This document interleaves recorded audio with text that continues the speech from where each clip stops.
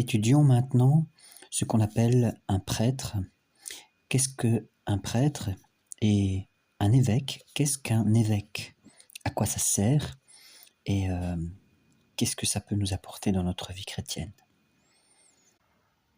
Il y a 2 versets clés qui nous indiquent, qui parlent de ces sujets.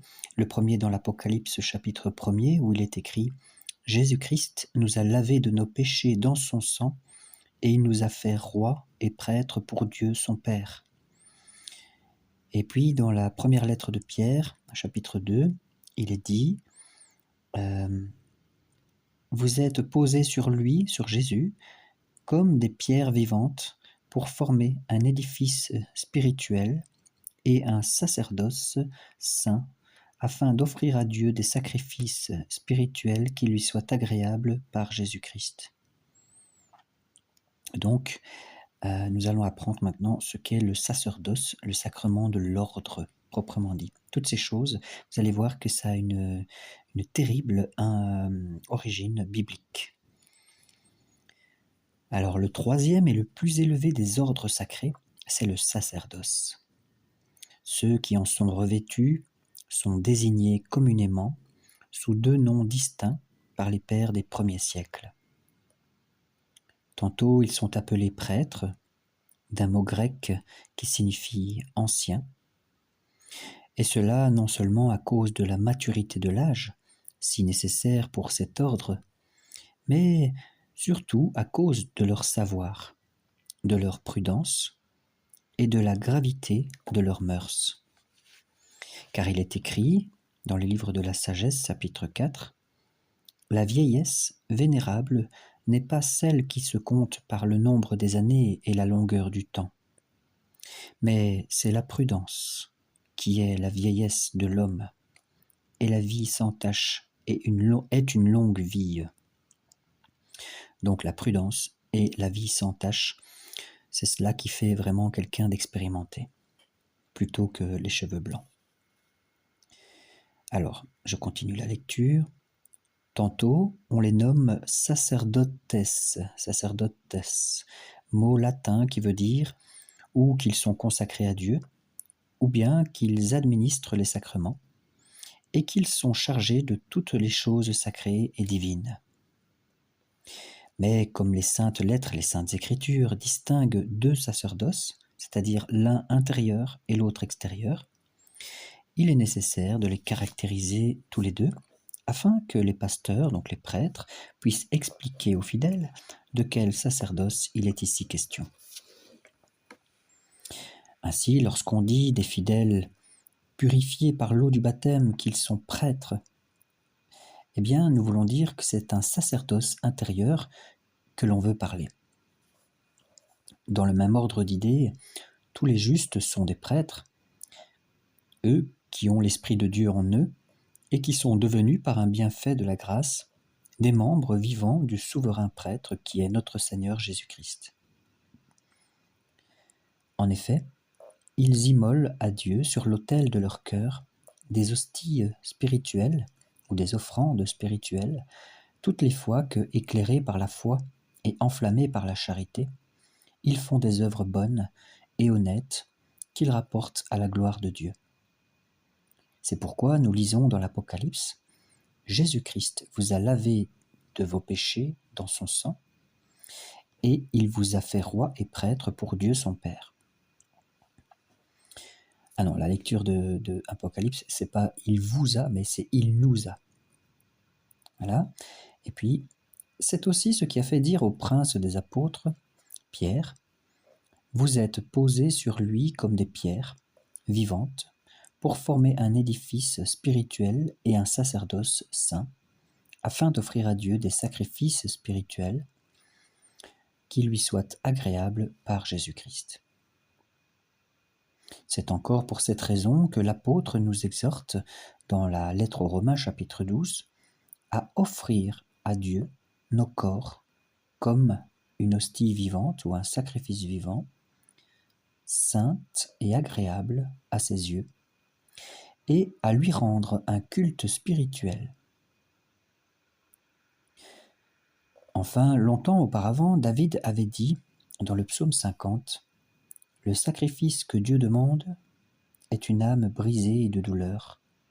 Seigneur, vous ne la dédaignerez pas, ô mon Dieu. Vous ne dédaignerez pas un cœur contrit et humilié. » Tout cela, évidemment, se rapporte au sacerdoce intérieur. Mais voyons maintenant le sacerdoce extérieur.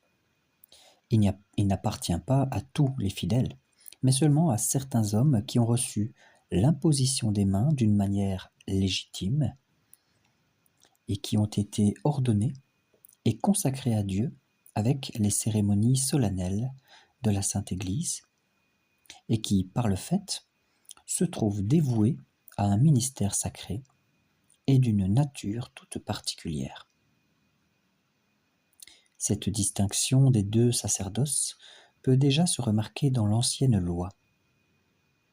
David, comme nous venons de le montrer, le roi David, a parlé du sacerdoce intérieur, mais d'autre part, personne n'ignore combien le Seigneur fit d'ordonnances relatives au sacerdoce extérieur par le ministère de Moïse et d'Aaron. Et il y a plus. Il attacha au service du temple la tribu de Lévi tout entière, et il défendit par une loi d'admettre à ces fonctions sacrées aucun homme d'une autre tribu. Donc nous voyons dans le Nouveau Testament la même chose, personne ne peut s'improviser prêtre du jour au lendemain. Ainsi, le roi Osias, ayant usurpé le ministère sacerdotal, fut frappé de lèpre par le Seigneur en punition de sa témérité et de son sacrilège. Et comme nous découvrons dans la loi évangélique cette même distinction d'un double sacerdoce, il importe d'avertir les fidèles qu'il s'agit ici du sacerdoce extérieur conféré seulement à certains hommes.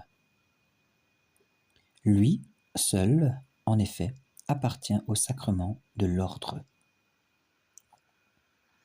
Maintenant, voyons les degrés et les fonctions du sacerdoce. Les fonctions du prêtre sont d'offrir à Dieu le saint sacrifice de la messe et d'administrer les sacrements de l'Église. C'est ce qu'il est facile de voir par les cérémonies même de son ordination. D'abord, lorsque l'évêque ordonne un prêtre, il lui impose les mains, ainsi que tous les autres prêtres qui sont présents à la cérémonie. Ensuite, il lui met sur les épaules une étole qu'il ramène et dispose sur sa poitrine en forme de croix pour lui faire entendre qu'il est revêtu de la force d'en haut avec laquelle il pourra porter la croix de Jésus-Christ et le joug plein de douceur de la loi divine et aussi enseigner cette loi non seulement par ses paroles, mais encore par l'exemple d'une vie très sainte et très pure. Après cela, il fait sur ses mains l'onction d'huile sainte. Puis il lui remet le calice avec du vin et la patène avec une hostie en disant « Recevez le pouvoir d'offrir à Dieu le sacrifice et le pouvoir de célébrer la messe tant pour les vivants que pour les morts. » Ces cérémonies et ces paroles font du prêtre l'interprète et le médiateur entre Dieu et les hommes, ce qui est sa principale fonction. Je précise que comme les protestants contestent souvent la doctrine catholique, que les prêtres sont d'autres médiateurs, en disant « oui, il n'y a qu'un seul médiateur entre Dieu et les hommes, c'est Jésus-Christ ». Eh bien ici, il est question de médiateur, tout simplement d'ambassadeur, de représentant, de vicaire, tout comme quelqu'un prie pour une autre personne, on peut dire qu'elle est aussi médiatrice. Et puis l'évêque impose une seconde fois les mains sur sa tête en lui disant recevez le Saint-Esprit. Les péchés seront remis à ceux à qui vous les remettrez, et ils seront retenus à ceux à qui vous les retiendrez. C'est donc par là que l'évêque lui communique le pouvoir divin de remettre et de retenir les péchés que notre Seigneur donna à ses apôtres. Telles sont les fonctions propres et les principaux apanages de l'ordre sacerdotal. Cet ordre est un en lui-même. Toutefois, cette unité n'exclut pas différents degrés de dignité et de puissance. Le premier de ces degrés est celui de la prêtrise proprement dite, nous venons d'en parler. Le second est celui de l'épiscopat. Donc l'épiscope est celui qui regarde au-dessus. Les évêques sont placés à la tête des diocèses pour gouverner non seulement les autres ministres de l'Église, mais encore le peuple fidèle et pour s'occuper de leur salut avec une vigilance et un soin extrême. C'est ce qui les a fait appeler souvent dans l'Écriture les pasteurs des brebis. Et saint Paul a tracé leurs devoirs et leurs fonctions dans ce discours qu'il adressa aux Éphésiens et que nous lisons dans les Actes des Apôtres, chapitre 20. Je cite. L'apôtre Paul écrit « Prenez donc garde à vous-même et à tout le troupeau, au milieu duquel l'Esprit Saint vous a établi, surveillant, pour paître les brebis de Dieu ou l'assemblée de Dieu, laquelle il a acquise par le sang de son propre Fils. » Puis il dit « Mais moi je sais qu'après mon départ, il entrera parmi vous des loups redoutables qui n'épargneront pas le troupeau. Et il se lèvera d'entre vous-mêmes des hommes qui annonceront des doctrines perverses pour attirer les disciples après eux. C'est pourquoi veillez, vous souvenant que durant 3 ans, je n'ai cessé nuit et jour d'avertir chacun de vous avec larmes. » Fin de citation.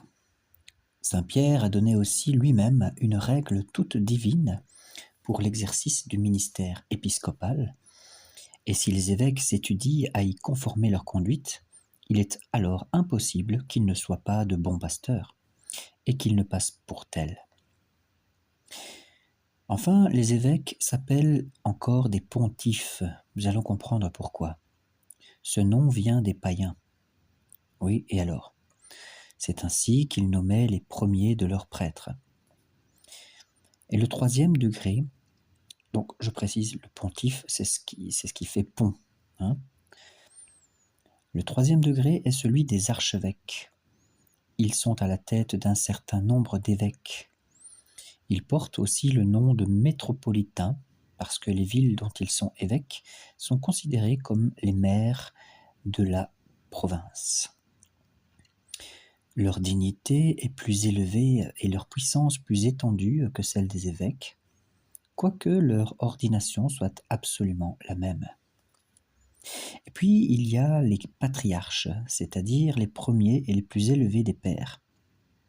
Autrefois, en dehors du pontife de Rome, on ne comptait que 4 patriarches dans l'Église universelle, mais ils n'étaient pas tous égaux en dignité.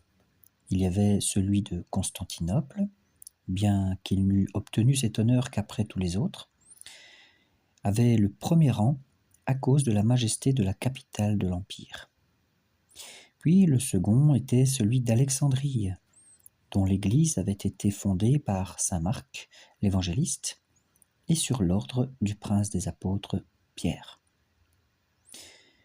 Le 3e était celui d'Antioche, où saint Pierre avait établi son premier siège. Et enfin, le 4e était celui de Jérusalem, dont l'Église avait été gouvernée d'abord par saint Jacques, frère du Seigneur, ou dit frère du Seigneur, mais c'est le cousin du Seigneur. Mais au-dessus de tous, l'Église catholique a toujours placé le pontife romain, que saint Cyril d'Alexandrie au concile d'Éphèse appelait le père et le patriarche de tout l'univers. En effet, il est assis sur le siège de saint Pierre, sur lequel il est certain que le prince des apôtres demeura jusqu'à la fin de sa vie.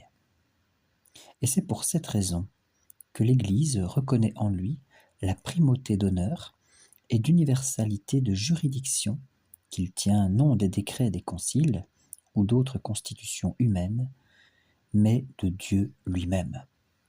Il est le Père et le guide de tous les fidèles, de tous les évêques et de tous les prélats, quelle que soit leur dignité et leur fonction. Et en cette qualité, comme successeur de Saint Pierre, comme vicaire, c'est-à-dire représentant légitime et véritable de notre Seigneur Jésus-Christ, il gouverne l'Église tout entière.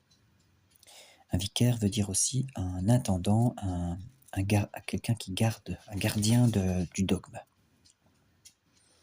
Les pasteurs se serviront de cet exposé pour enseigner aux fidèles quels sont les principaux devoirs et les principales attributions des différents ordres ecclésiastiques, et aussi quel en est le véritable ministre. Ce ministre, c'est l'évêque, car il est certain qu'il n'appartient qu'à lui de conférer les saints ordres. On le prouve de la manière la plus facile et la plus incontestable par l'autorité de la Sainte Écriture, par la tradition, par les saints pères, par les décisions des conciles et par l'usage et la coutume de l'Église. Il est vrai que certains abbés dans leur monastère ont été autorisés parfois à conférer les ordres mineurs à l'exclusion des ordres sacrés. Mais cette fonction n'en est pas moins réservée absolument d'abord à l'évêque, qui d'ailleurs peut seul conférer les ordres majeurs ou sacrés. Et pour ordonner les sous-diacres, les diacres et les prêtres, un seul évêque suffit. Mais pour consacrer les évêques, c'est une tradition apostolique qui s'est toujours maintenue dans l'Église, veut qu'il y en ait 3. Voyons maintenant, pour terminer, quelles sont les dispositions nécessaires pour recevoir les ordres. Il faut maintenant parler de ceux qui sont aptes à recevoir le sacrement de l'ordre, et spécialement la prêtrise, ainsi que les dispositions que l'on doit exiger d'eux. Ce que nous dirons de ces dispositions suffira pour faire facilement concevoir celles que demandent les autres ordres, chacun suivant son rang et sa dignité. Or, ce qui nous montre combien il faut prendre de précautions pour administrer l'ordination, c'est que tous les autres sacrements donnent à ceux qui les reçoivent des grâces de sanctification et d'utilité personnelle, tandis que ceux qui sont initiés aux ordres sacrés participent à la grâce céleste pour que leur ministère profite au salut de l'Église et de tous les hommes. C'est pour cela qu'il y a eu de tout temps dans l'Église des jours spécialement marqués pour les ordinations, et même selon un antique usage, des jeûnes solennels attachés à ces jours-là. On a voulu porter les fidèles à demander à Dieu, par de saintes et ferventes prières, des ministres sacrés capables d'exercer dignement, et pour le bien de l'Église, la puissance que donne un ministère aussi sublime. La première qualité requise dans celui qui aspire au sacerdoce, c'est la pureté de vie et de mœurs. En effet, celui qui se ferait ou seulement se laisserait ordonner dans l'état de péché mortel se rendrait coupable d'un crime nouveau et très grave. Mais de plus, le prêtre est obligé de donner aux autres l'exemple d'une vie vertueuse et innocente. Les pasteurs auront donc soin de faire connaître les règles que saint Paul prescrivait à cet égard à Tite et à Timothée. Ils enseigneront en même temps que les défauts corporels qui excluaient du service des autels d'après les prescriptions du Seigneur dans la loi ancienne doivent s'entendre des vices de l'âme dans la loi nouvelle évangélique. C'est pourquoi cette sainte coutume s'est établie dans l'Église de n'admettre aux ordres sacrés que ceux qui, auparavant, purifient soigneusement leur conscience dans le sacrement de pénitence.